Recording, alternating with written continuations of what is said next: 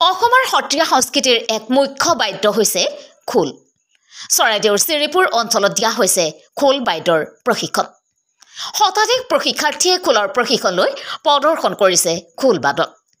কণ কণ শিশুৰ পৰা আৰম্ভ কৰি শতাধিক কিশোৰীয়ে কান্ধত লৈছে খোল। উঠি অহা প্ৰজন্মক খোল বাদ্যৰ প্ৰতি আকৃষ্ট কৰাৰ মানসেৰে চৰাইদেউৰ শ্ৰীপুৰ অঞ্চলৰ উদীয়মান যুৱক জিন্তু পাপন মহন্তই লৈছে এক সুন্দৰ পদক্ষেপ।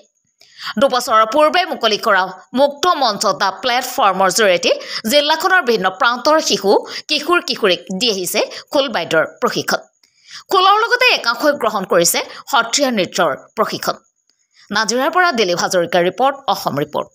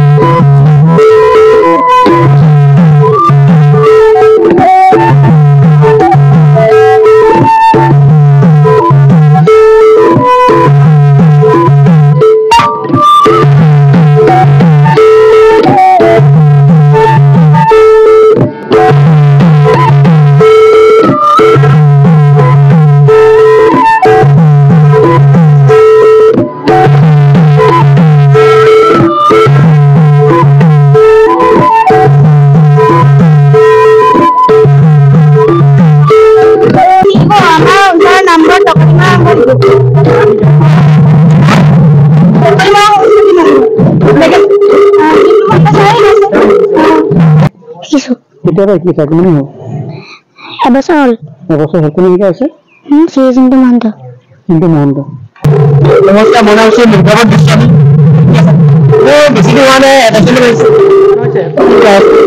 শ্ৰী